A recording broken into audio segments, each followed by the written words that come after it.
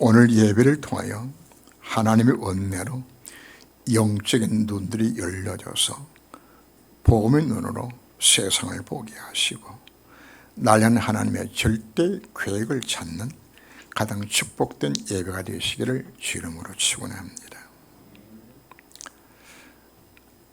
전능하신 하나님이 인류의 역사와 이에서 일어나는 모든 일들, 크고 작은 모든 일들 하나님의 섭리를 하시는데 그 섭리의 방향성이 있습니다. 바로 구원 역사입니다. 그래서 우리는 복음의 눈으로 내 개인과 사회와 국가에 일어나는 모든 일들을 보아야 가장 정확하게 우리가 볼 수 있습니다. 이 땅에 일어난 모든 것들 우연이 없어요. 하나님의 구원 역사를 위해서 하나님의 필연적으로 이 모든 것을 섭리하고 있음을 우리가 믿어야 합니다. 지난주까지 우리 이사야서를 하나님께서 주셨는데 2020년 12월 6일 첫 주에 이사야서를 선포했고 그동안 9달 동안 하나님께서 이사야를 통하여서 복음의 비밀을 깨닫게 하신 것을 감사를 드립니다. 그래서 이사야서 다음으로 이제 대선지서 소선지서를 하려고 생각을 했는데 하나님께서 마음의 감동을 주어서 바꾸라고 하셨어요. 그래서 뭘 할까 기도하는 중에 하나님께서 누가복음을 하도록 하나님께 허락하셔서 이제 오늘부터 누가복음을 우리 함께 나누게 됩니다. 신약의 복음서와 사도행전 각종 서신서에 기록된 시대적인 배경은 바로 로마가 통치하던 시기였습니다. 이런 날은 로마 속국이었죠. 하나님은 구원 역사를 이루어가는 과정 속에서 로마를 강성케 하셨고 하나님 구원 역사에 로마가 쓰임받게 만드셨습니다. 당시 로마의 영토는 지중해를 중심으로 남쪽으로는 아프리카 북단과 그리고 지중해 전 북쪽에는 유럽의 북부 지역을 제한 거의 많은 지역들을 다 로마가 통치를 했고요. 그리고 터키와 이 중동 지역에 이르기까지 가장 넓은 지역을 로마가 통치했습니다. 그런 왜 하나님이 로마를 강성케 하신 것인가? 바로 하나님께서 구원 역사에 쓰임 받기로 하나님께서 작정하셨기 때문입니다. 하나님은 하나님 구원 역사에 쓰임 받도록 작정된 나라들 하나님께서 언제나 축복하셨어요. 영국이 해가 지지 않는 나라로 축복하셨을 때는 하나님 영국을 통해서 세계복음을 이루어 가셨어요. 하나님 미국을 강하게 만드신 것 미국이 잘나서가 아닙니다. 하나님 구원 역사를 위해서 하나님은 미국을 강성케 하셨습니다. 하나님 대한민국을 왜 잘 살게 만들까요? 단 하나입니다. 구원 역사 하라고 이 민족을 축복하시는 겁니다. 이것은 개인도 동일합니다. 하나님께서는 전도자로 쓰임받는 개인과 국가를 다 축복하시는 것이죠. 그죠? 하나님 왜 요셉을 축복하셨나요? 구원역 서기 위하였어요. 하나님이 다윗을 왜 왕으로 세우셨나요? 왜 다니엘 총리로 세운 것인가요? 구원역 서이도록 만들기 위해서. 그래서 우리는 하나님의 복 달라고 기도하기 이전에 하나님 내 인생에 하나님 구원 역사에 쓰임받게 만들어 주옵소서. 그게 복받는 길이에요. 하나님 로마를 왜 강성케 한 것인가? 바울과 전도자들이 당시 나라를 딴 나라를 가려고 하면 비자가 있어야 되잖아요. 다른 나라를 갈 수가 없어요. 그런데 하나님은 로마로 하여금 당시 지중해 전 지역들을 지금 다 통일해 놨기 때문에 비자 없이 마음대로 갈 수 있는 거예요. 그래서 모든 길은 로마로 통한다고 하는 정도로 로마는 각 나라의 정복을 위해서 군노와 상노를 다 닦았어요. 그냥. 자, 로마가 닦았지만 하나님께서 무엇 때문에 닦게 만들어 주신 것인가? 바울과 전도대 가서 마음껏 복음 전하라고. 그리고 로마가 사실 기독교를 박해를 했지요. 근데 그 이후에 주 313년에 콘스탄틴 대제가 기독교를 공인하게 됩니다. 황제가 지금 예배드리러 오는 거예요. 그죠? 그러니까 그 로마 전체가 뭐로 바뀌어지는 거죠? 기독교 국가로 바꿔지는 것이에요. 그죠? 하나는 왜 로마를 강성하게 하시는 것인가? 복음 때문입니다. 창세기 15장 13절 14절 보면은 하나님 아브라함에게 네 후손이 이방의 계기가 되어서 400년 동안 어려움을 당하고 난 후에 거기서 나올 것이라 하나님은 말씀하셨어요. 자, 하나님 이를 이루기 위해서 하나님은 먼저 요셉으로 하여금 애굽 땅에 내려가게 만들고 그 시간 맞춰서 힉수족이 그 애굽을 지배하게 만들고 그리고 요셉을 선대가서 총리로 서게 만들고 그 땅에 7년 풍년과 흉년 외들게 만들었죠. 구원 역사 이루기 위하여서. 그리고는 야곱의 7명 식구들이 애굽 땅에 내려가서 분성케 만들고 그리고 요셉이 알지 못하는 세왕이 일어나게 만들어서 피파하게 만들고 그리고는 압제 속에서 하나님이 유월주를 통해서 그 민족을 건지워 구원하게 되어지는 구원역 설마게 만드는 그래서 일어난 모든 과정들이 하나는 무엇 때문에 하신 것이라고요? 구원역사 이루기 위하여서.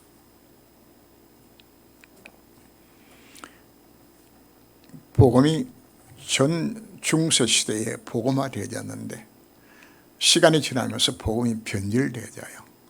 껍데기만 남았어요. 이렇게 해서 하나님은 1517년에 루터를 통하여서 종교를 선포하게 만들었고 루터가 종교재판에 받아서 이제 사형운들을 받고서 이전에 압송되는 그 과정 속에 한 성주가 그 마차를 탈취에다가 자기 성에 들여다가 루터라에게 성을 번역하게 만들었고 바로 그 시간에 하나님께 뭐 하는 것인가? 구텐베르크를 통하여서 인서술을 발명케 만들어서 그 번역한 성경을 찍어가지고 전 세계에 성경 말씀을 반박하게 만든 것이에요. 만약에 인서술이 없었다 그러면 종교학이 실패하는 것이에요. 우리는 어떤 눈으로 봐야 되는 것인가? 바로 이 시대의 문화와 문명을 하나님께 왜 발달시키는 것인가? 복음 때문입니다. 만약에 지금 코로나19가 왔는데 지금 여러분 핸드폰이 없으면은 이 과학이 발달 안 되어졌으면 우리 예배를 들을 수가 없어요. 그죠? 하나님 하신 것이에요. 제가 지금 세계각을 다니면서 많은 나라에 가서 복음을 전합니다. 만약에 비행기가 안 뜨면 제가 갈 수 있나요? 제가 파키스탄에 갈 수 있어요? 못 가요. 하루 만에 갔다가 그냥 전화가 오는 게 하루 만에 와요. 그 먼 거리를. 하나님 왜 그렇게 하셨을까요? 단 하나입니다. 구원 역사를 위하여서. 그래서 우리는 어떤 시각으로 보는 것인가? 인류의 모든 역사 흐름 자체를 하나님의 구원 역사 이루기 위해서 모든 걸 섭리하는 것이로구나. 코로나19 왜 주었을까요? 이것도 뭐로 보라는 이야기입니까? 구원 역사 중심 보라고 지금 말씀하고 있는 겁니다. 그렇다면 내 개인에게 일어난 모든 문제와 사건들, 질병이나 가난이나 자녀 문제나 사회 문제나 모든 문제를 물어보라고 이야기하는 겁니까? 복음의 눈으로 보라. 그 안에서 찾아야 되는 겁니다. 여러분 가정에 문제들이 있습니까? 개인의 문제가 있습니까? 이 눈으로 문제와 사건을 보면서 그 가운데서 하나님 뜻을 찾아야 되는 거거든요. 하나님께 까닭없이 고난 주는 것이 아니요. 문제 사건 주시는 것이 아니요. 모든 문제 사건 속에 뭐가 들어있는 거죠? 하나님 구원 약속 이루면 하나님 계획도 들어있는 것이에요. 우리는 어떤 일보다도 내가 이 흐름 속에 들어가는 것이 이것이 바로 축복이 되는 겁니다. 무수하지 말라 너의 간감이 들린지라 오늘 13절에서 나오는 내용입니다. 누가복음은 누가가 데오빌로 총독에 보낸 장문의 편지입니다. 바로 예수가 그릇 되심을 증거를 누가는 일일이 손으로 양피지에 기록해서 전달한 내용인데 이게 보통 일이 아니에요. 누가 보면은 이 긴 내용을 일일이 양피지에 기록해 가지고 보내는 이를 보면서 누가의 가슴 속에 복음 열정이 없으면 일을 할 수가 없죠. 그죠? 바로 오늘 우리에게도 뭐가 필요한 것이라고요? 이 복음의 열정들입니다. 사복음서라고 우리 말하면 마태, 마가, 누가, 요한복음을 우리 말을 하는데 비슷비슷하면서도 내용이 다 달라요. 마태복음 유대인에서 기록된 것인데 유대인의 왕으로 오신 그리스도를 증거를 한다면 마가복음 대상자가 이방인들이 로마인들입니다. 인류를 구원하시기 위해서 고난의 종으로 오신 그리스도를 설명하는 것이 마가복음이라면 누가복음은 인간의 몸을 입고 이 땅에 오신 그리스도를 증거하는 것이 누가복음의 천재 흐름들입니다. 요한복음은 하나님 되신 그리스도가 이 땅에 오신 것을 예수가 누구다 그분이 하나님 되심을 증거하는 그 내용 자체가 요한복음의 천재 흐름들입니다. 그래서 이 사복음서를 갖고서 복음을 조명하도록 만들어서 완전히 복음을 깨닫게 만든 것을 우리들에게 주신 것을 우리가 알면 됩니다. 그래서 누가복음은 중심이 사람으로 오신 그리스도를 설명하는 거거든요.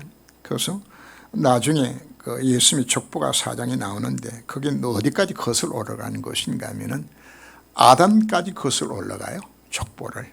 근데 마태복음은 족보를 어디까지 써놓는 것인가 하면 아브라함과 다윗까지만 기록을 하는 것도 우리가 사실 보죠. 자, 누가복음 1장에서는 예수님 세상에 증거할 세례요한의 출생 예언과 그의 태어남과 그리고 성령으로 아기 예수 그리스도가 마리아에게 잉태되는 장면들이 오늘 1장에서 기록되어 있습니다. 하나님은 미리 세례요한을 태어나게 만들기 위해서 오랫동안 사가랴와 엘리사벳으로 하여금 기도하게 만드셨습니다. 우리는 기도가 속히 응답되길 원합니다. 그러나 하나님은 구원 역사에 합당한 시간표에 따라서 하나님께서 응답하시는 거예요. 그냥. 바로 하나님은 언제요? 구원 역사와 관계되어서 가장 정한 시간 하나님께서 지금도 이같이 응답하시는 겁니다.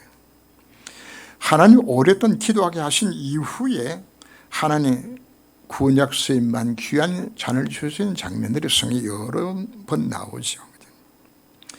아브라함 25년 기도해서 누굴 낳았죠?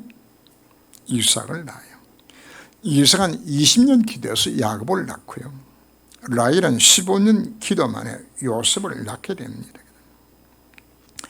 사가랴도 지금 늙어서 지금 새를 낳는 장면들이 나오는데 하나님께서는 때로 오랜 기도 응답으로 귀한 자식을 주시기도 합니다. 하나님 한나로 하여금 오랫동안 기도하게 만드신 이후에 사물 같은 믿음의 아들을 주신 것을 우리가 보죠. 그래서 여러분들이 귀한 것이 바로 뭔가 여러분 자녀를 위하여서 부모가 기도가 쌓여지는 것 정말 귀중합니다. 그래서 여러분들이 자식을 위한 부모의 기도가 쌓여지는 것, 그 부모의 책무입니다. 오랫동안 기도해서 낳은 자식, 정말 귀한 자식을 낳게 되집니다.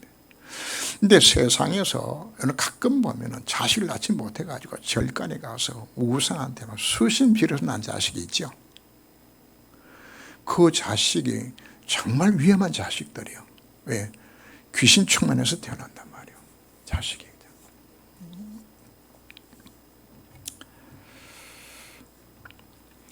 여러분들이 개인의 문제를 두고 하나님 앞에 기도할 때도 있습니다.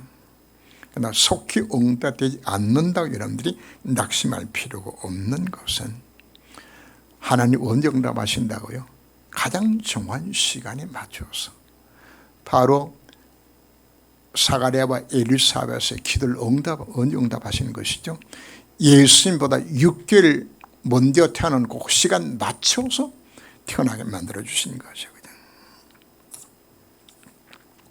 성년 세리요한이 태어날 것에 대해서 여러 곳은 먼저 예언을 합니다.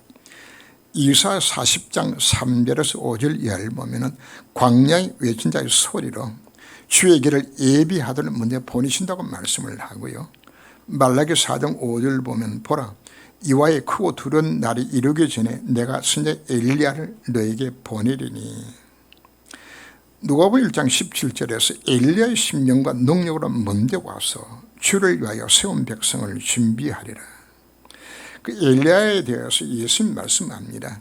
마태복음 11장 14절 말씀에서 그 엘리야가 바로 세리요한이라고 예수님 말씀하셨죠. 인간이 할 수 있는 가장 큰 일이 바로 뭔가? 예수 그리스도를 이 땅에 소개하는 일들입니다.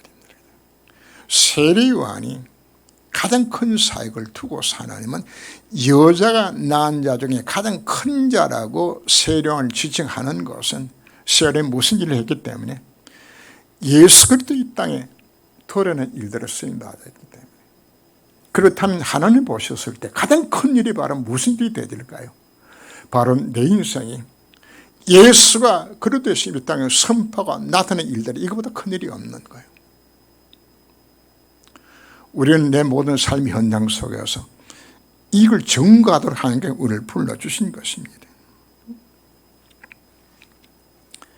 복음 가진 자의 믿음의 기도는 반드시 응답이 되지는데 언제 응답될까요? 하나님의 시간표에 따라서 하나님의 구원 역사 이루는 정확히 시간표에 따라 하나님께서 응답하신다고 우리들에게 약속하고 있습니다. 그래서 혹시 기도 응답이 더디다고 불평하는 낙심하지 말 것은 하나님 우리 기도를 반드시 응답하실 것이기 때문입니다. 바로 세리요한을 어느 시간에 응답했죠? 예수님보다도 6개월 먼저 태어나고 시간표에 따라서 응답하신 것이에요. 그냥.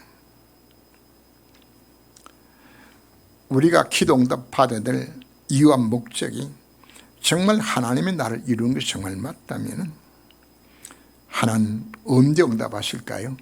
구원 역사 이런 거고 그 시간표에 맞춰서 하나님은 우리 기도를 지금도 응답하시겠다고 우리들에게 약속이 있으면 우리가 믿어야 합니다. 무서워하지 말라. 네가 하나님께 은혜를 입었느니라.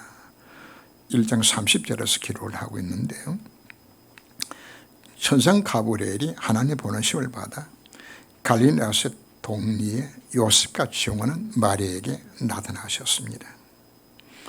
1장 28절 보면 그에게 들어가 이르되 은혜를 받은 자여 평안할지어다 주께서 너와 함께 하시도다. 천사를 만난 마리아가 두려워합니다. 그 마리아에게 이제 가브리엘이 하나님 말씀을 전달하죠. 그 내용 속에 네가 하나님께 은혜를 입었느니라. 그리고 성이 네게 임하시고 지극히 높은 이 능력으로 네게 잉태하여 아들을 낳으니 그 이름을 예수로 하라. 자, 하나님은 당시 유대 땅에 많고 많은 여인들 가운데서 왜 하필 마리아를 선택하신 것인가? 그리고 그 마리아의 태를 통해서 하나님이신 그리스도가 이 땅에 오도록 만드신 것인가? 마리아 선택한 것은 이유가 없어요. 하나님의 주권적인 선택입니다. 마리아가 다른 사람들보다 뭔가 많은 조건이 갖춰진 것이 아닙니다. 하나님 그냥 선택하신 것이에요. 조건 없이 하나님 은혜 베푸시기로 작정하신 겁니다. 하나님 왜 나를 불러서 예수님에게 만드셨고 하나님 자녀로 삼아주신 것인가? 하나님의 은혜로 주신 하나님의 선택입니다. 내게 뭔가 구원받을 만한 조건이 있어 나를 선택하신 것이 아닙니다. 에베소 1장 3절 이하를 보면 그리스도 안에서 하늘에서 모든 신령한 복을 주시려고 곧 창세전에 그리스도 안에서 우리를 택하사 우리로 사랑 안에서 그 앞에 거룩하게 흠이 없게 하시려고 그의 기쁘신 뜻도 우리를 애정하사 예수 그리스도를 말미암아 자기 아들들이 되게 하셨으니 이는 그가 사랑하신 자 안에서 우리에게 거저 주시는 바 그 은혜의 영광을 찬송하게 하려는 것이라. 이에 중요한 신학적 비밀이 담겨져 있습니다. 하나님 왜 나를 구원하신 것인가? 내게 어떤 조건이 있는 것이 아닙니다. 하나님 일방적으로 나를 선택하셔서 나로 하여금 은혜 베푸셔서 예수께 만들어 주신 겁니다. 그리고 나를 하나님의 그 놀란 하늘에 속한 모든 신한 축복들을 누리는 신분을 하는 그냥 나를 삼아 주신 겁니다. 우리가 선택하여 예수 믿은 것이 아닙니다. 하나님의 일방적인 선택입니다. 그럼 왜 이렇게 한 것인가? 이유는 무엇으로요? 이는 그가 사랑하신 자 안에서 우리에게 거저 주시는 바 그 은혜의 영을 찬송하게 하려 하시는 것이라. 뭐하라고요? 아무 조건 없이 구원받은 게 너무나 감사해서 하나님 앞에 은혜 그를 감사와 영광 돌리도록 우리에게 은혜를 주시다고 말씀을 합니다. 예수 핍박자였던 사도 바울이 예수 믿고 전도자가 된 이후에 아무리 자기 자신을 봐도 예수 믿는 잡아 죽이려고 살아갔던 한편에 봤을 때는 예수 믿는 자를 불구대신 원수로 알고서 이와 같이 날뛰었던 그 바울을 하나 선택하셔서 하나님 구원해 주신 거거든요. 바울은 아무리 생각해도 도저히 이해가 안 되지 않는 것이에요. 그래서 그 은혜가 너무나 감사하여서 주 예수께 맡은 사명, 이 은혜 복음 증가하기 위해서는 나의 생을 조금 더 악하고 여기지 않는다 고백할 만큼 주님 앞에 삶을 드리게 되시죠. 하나님께서 왜 나를 이렇게 건져 구원해 주신 것인가요? 내게 조건이 아무것도 없어요. 일방 하나님 은혜로 나를 건져 구원해 주신 것입니다. 그래서 이 비밀을 깨달은 자들은 자신의 삶을 정말 복음의 속에 들여지게 되지는 겁니다. 해방 이후에 1948년에 이승만 대통령이 농지 개혁을 했어요. 그래서 모든 소작농들과 또 일제치하여서 일본 사람에게 또 소작농했던 사람들은 모두 그 땅 자체를 소작농에게 돌아가도록 이 법을 만들었어요. 근데 저희 아버님이 이제 사과농사를 지으셨는데 그 아버지 사과반 옆에 그 일본 사람에게 그 소작농으로 사과농사를 지었던 분이 있었어요. 이제 그걸 동네 사람들이 탐을 내가지고 자기가 소작농이 있었다고 면사무소에다가 거기서 자기 이름을 등재하고 자기 소유를 삼으려고 그 마을 유지가 이제 이렇게 장난을 친 거예요. 아버님이 보니까 이게 말이 안 되는 거거든요. 그래서 면사무소 가서 이걸 정정을 바로서 그분에게 그 과수원을 그분이 소유가 되도록 만들어 주었어요. 아마 지금 시가로 하면 수십억 정도 되지는 시가인데 이분이 이제 무식하고 빽질 뻔했던 걸 제가 찾게 되어지니까 너무 감사해서 명절이 되면은 그때는 이제 최고의 선물이 뭔가 하면은 푸주관에 가서 그 소고기 명절 때 그거 하니 그게 이제 최고의 이제 비싼 건데 그거 한 2건 이렇게 해가지고 이제 그 노끈에다 묶어가지고 이렇게 들고 이제 그냥은 못 와요. 부끄러워가지고 자기 아들 데리고 술 한잔 먹고 건들건들며 와가지고 그냥 고맙다고 인사로 오는 거죠. 그죠? 매 명절 때마다 제게서는 늘 찾아오시더라. 그리고는 이제 청과시장에 사과를 이렇게 보내게 되어지면은 이제 올 때마다 뭘 오는 것이 낙과들 이런 것들은 이제 구름에 싣고 그때 니아가도 없어 이제 속으로 싣고 이렇게 오게 되어지면 이제 우리 집에 와서 이제 그 한 상자 내려놓고 가요, 그죠? 많은 거죠. 뭐가 생각나는 거죠? 은혜가 생각나지는 거죠. 아무 조건 없이 은혜 받은 것이 그렇습니다. 우리가 은혜 받을 만한 어떤 조건이 있어 내가 예수 믿고 이 구원을 받은 것이 아닌 거다요. 정말 이 은혜가 깨달아지게 되었을 때 하나님께서 왜 나를 이와 같이 은혜로 구원해 주신 것인가? 바로 그 구원의 은혜에 정말 감사하여서 조건을 우리도 하나님 앞에 헌신하게 만들기 위해서 하는 우리들에게 은혜로 베풀어 주신 것입니다. 우리가 받은 구원이 얼마나 크고 놀라운 것인지 여러분 어디 가서 우리가 다시금 확인하는 것인가 하면 천국 가기로 되었을 때 예수 믿은 한 가지 사실 때문에 그 영광은 천국에 들어가져서 계시록 4장 10절 이하를 보면은 24 장로들이 어린 양 보좌 앞에 멸관을 집어 던져 드리면서 하나님을 찬양하는 장면들이 납니다. 어쩌다가 지옥 백성들 나 같은 죄인이 예수 믿고 이 구원받은 것인지 그 영원한 그 모습을 바라보면서 우리는 내가 잘해서 구원받고 내가 예수 믿은 것이 아닙니다. 하나님의 은혜로 구원받은 것이 정말 하나님 앞에 감사를 드려야 됩니다. 주의 여정연이 말씀대로 이루어지이다. 오늘 38절에서 기록을 하고 있죠. 우리가 기도할 때 성이 역사하시고 성이 역사하시게 되지면은 흑암이 결박되고 천사가 동원됩니다. 우리 언약자고 기도하라고 여러분들이 계속 강조합니다. 우리 언약자고 하나님 앞에 기도할 때에 그 깊은 기도가 뇌에 각인되어지면은 이것이 내 영혼과 연결이 되어서 이 영혼이 보좌와 연결되어서 성삼위 하나님 역사하시는 속에 들어가는 것이 그것이 바로 기도입니다. 시편 103편 20절 22절 말씀 보면은 언제 천사가 활동하는 것인가? 하나님의 말씀이 이루어지는 바로 그 장소에 우리가 언약의 말씀 붙들고 정말 기도할 때 그 말씀 성취 현장 속에 천사가 동원되어져요. 하나님 뜻을 이루는 정말 내 인생의 구원 역에서 쓰임받기 위해서 방향 맞출 때 누가 동원되죠? 천사가 동원되어져요. 그리고 하나님이 임재하고 다스리는 모든 곳에 주의 천사가 동원되어져요.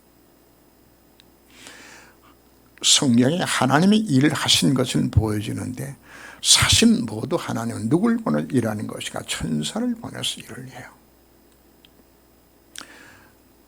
모세가 이스라엘 백성을 이끌고 홍해 앞에 섰을 때 하나님이 천사를 보내가지고 애굽의 군대와 이스라엘 백성 사이를 가로막는 일들도 합니다. 광야 교회 하나님께서 천사를 보내서 함께 하셨다고 약속을 합니다. 십계명을 받는 거 우리 하나님이 주셨다고 우리가 알지만 실제적으로는 성경 표현하기를 4장 7장 53절 말씀 보면 천사가 저는 율을 받고도 지키리 아니하였도다. 율을 누가 전했다고? 천사가 전하는 것이에요. 임금이 도성질을 통해 가지고 제사에게 비단 2피를 하소했으면은 전달은 누가 하는 거죠? 도성지가 전달했지만은 누가 준 거죠? 임금이 하소한 것이에요. 바로 하나님의 통치 이런 모든 현장 속에 누가 동원되는 것인가? 천사가 동원돼서 일어난 걸 우리가 알아야 하는 겁니다. 그리고 우리의 기도를 하나님의 보호자 앞으로 누가 가지고 가는 것인가? 계시록 8장 3절 보면 또 다른 천사가 와서 제단 곁에 서서 금향로를 가지고 많은 향을 받았으니 이는 모든 성도의 기도와 합하여 보호자 금제단에 드리고자 함이라. 하는 우리 기도를 얼마나 귀하게 여기시는 것인지 우리 기도를 금향로에 받아서 하나님의 보호자 앞으로 누가 전달한다고요? 천사가 전달하는 것이에요. 자, 오늘 본문 속에 뭐가 등장하는 것인가 하면 하나님은 당신의 구원 약속을 이루기 위해서 가브리엘은 천사장을 동원해요. 미가엘은 싸움하는 천사라면 가브리엘은 소식을 전한 천사입니다.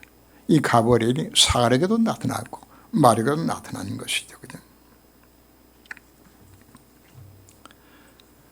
우리가 언약 잡고 하나님 앞 기도할 때 하나님 지금도 누굴 보내신다고요? 천사를 동원시켜서 하는 일을 이루신다고 우리들에게 말씀하고 있는 겁니다. 하늘에 천사가 동원되고 성의 역사 임하게 되었을 때 내 인생에 3저주가 따라갑니다. 지옥과 재앙과 흑암이 무너지는 거예요. 이게 내 기도의 역사라는 말이에요. 우리가 기도할 때에 하나님 나라에 임하게 되어지는 이 놀라운 일들을 이루도록 하나님 누구를 파송하신다고요? 천사를 파송하여서 이를 이루시겠다 오늘 우리에게 약속하고 있는 것이에요. 그냥 천사가 파송될 때에 홍해 바다가 갈라져요. 천사가 파송돼 요단이 갈라지고 여리고가 무너지게 되지. 이 놀라운 일들이 무엇을 통해서 내가 기도할 때 이를 이루시겠다 오늘 우리에게 말씀하고 있는 겁니다. 천사가 사겔에 나타나셔서 세일은 태어날 것을 예언한 장면들이 나오는데 거기 1장 6절 말씀 보면은 하나님 앞에 의인이라는 단어가 나옵니다. 자, 여기서 의인은 말 자체는 죄가 없다는 것을 말하는 것은 아닙니다. 하나님 앞에 의롭다함을 입었다는 것을 표현하는 겁니다. 예수 그리스도의 그 보혈은 피의 능력을 믿는 모든 자들은 하나님 앞에 뭐가 되는 거죠? 의인이 되어지는 거거든. 창세기 6장에서 노아를 두고 의인이라고 표현하는 것은 당시에 모두가 내피에 빠져서 언약 다 놓쳐버려 복음 가진 자가 희생한 바로 그때에 노아는 뭘 알았다는 이야기입니까? 복음 알았던 이야기 하는 거예요. 그게 의인이요. 당시에 사가랴를 두고 왜 의인이라고 표현하는 것인가? 당시 제사장들이 다 무너졌어요. 소위 말하는 사두개파라고 그래서 하나님 안 믿었어요. 전부 가짜였어요. 그 가운데 사가랴는 예수 믿었다고 표현하는 거죠. 그런데 하나님이 사가랴에게 네가 아들이 있을 것이라고 했을 때에 사가랴가 안 믿었어요. 왜? 자기도 늙고 마누도 늙었는데 자식단 말지지 안 믿어지는 거예요. 그래서 새를 낳기까지 하나님 주셔서 사가랴가 벙어리가 되져요. 1년 동안 벙어리로 만드는 거예요. 자, 여기서 중요한 것을 우리가 깨달아야 합니다. 하나님은 내가 믿지 않아도 하나님께서 응답하세요. 왜? 내 하나님 자녀이기 때문에. 그러나 우리는 시건 불평을 하고 무너졌다가 겨우 응답받는 그런 수준 되지 말고 우리는 누구처럼 응답받으라고 말하고 있는 것인가? 마리아처럼 받으라고 우리가 말씀을 합니다. 가브리엘 천사장이 마리아에게 네가 아들이 있을 것이라고 말했을 때에 마리아가 대답을 합니다. 내가 사인을 알지 못하는데 어떻게 내가 아들을 낳겠느냐. 그때 말씀을 하죠. 성의 능력으로 지금 높은 하나님의 능력으로 네가 임신할 것이라고. 그 말을 마리아가 뭐합니까? 오늘 1장 38절 말씀 보면 마리아가 이르되 주의 여정연이 말씀대로 내게 이루어지이다. 사가랴의 믿음하고 달라요. 오늘 우리들이 주님 뭘 요구하고 있는 것인가? 약속 말씀 믿으라고 요구를 하고 있는 겁니다. 강단에 숨어있는 메시지 내용 자체는 뭐하라? 믿으라고 이야기하는 것이에요. 바로 마리아가 뭐 했다는 이야기는 이 말씀 믿었다는 이야기입니다. 강단을 통해 주어진 우리 모든 메시지를 우리가 믿어야 합니다. 여러분 말씀을 듣게 되었을 때 우리는 마리아가 아멘 하며 받아들이는 것처럼 성실로 언약의 말씀을 아멘한 받는 그에게 하나님 누구 같은 축복하신다고요. 마리아가 받은 그 축복을 우리에게 주시겠다 오늘 우리에게 약속하고 있으면 우리가 믿어야 합니다. 복음 가진 자의 믿음의 기도는 하나님 시간표에 따라서 100% 응답이 옵니다. 우리는 하나님의 은혜로 구원을 받은 자입니다. 아무 조건 없이 우리는 하나님 앞에 그 은혜에 감사하고 그 은혜에 우리는 내가 삶을 우리가 드리는 삶을 우리가 살아가야 합니다. 그리고 우리가 기도할 때에 누가 동원되어진다고요? 천사가 동원되어져요. 그게 오늘 내 신분이에요. 그래서 우리는 약속된 말씀 주어졌을 때에 당당히 아멘하며 우리의 믿음으로 받아들이고 승리할 수 있는 여러분 되시길 주 이름으로 축원합니다. 기도합니다. 주님. 하나님은 지금도 살아계셔서 구원 역사 중심으로 이 세상을 모든 통치 승리하고 계심을 믿습니다. 이에서 일어난 모든 전쟁과 천재지변과 나라들의 흥망성쇠와 문화와 문명의 발달이 모두 하나님 구원 역사 이루어가는 과정 속에서 주신 것인 줄 우리가 깨닫습니다. 바로 하나님께서 참 좋은 교회를 세우시고 날 예수님에 만든 것도 나를 통해 이룰 하나님 나라가 있음을 깨닫게 하신 감사를 드립니다. 주님, 나를 통해서 하나님의 절대 사명과 절대의 교회를 깨닫게 하시고 하나님 구원 역사에 절대 여행을 걷게 하시고 하나님 절대 목표를 이루는 곳에 나의 인생이 쓰임받게 하여 주옵소서. 구원 역사의 방향을 맞추는 자의 기도를 하나님 반드시 응답하시며 내가 허락하신 모든 문제와 사건 속에 하나님 축복된 계획이 있음을 이제 믿음의 눈으로 보게 하시고 복음 누린과 복음 증인의 기회가 되게 하여 주옵소서. 하나님 나 같은 죄인을 은혜로 창세전에 선택하여 예수 믿게 하시고 구원의 축복을 누리게 하시며 하나님 구원 역사에 선하게 만들어 주신 것 감사를 드립니다.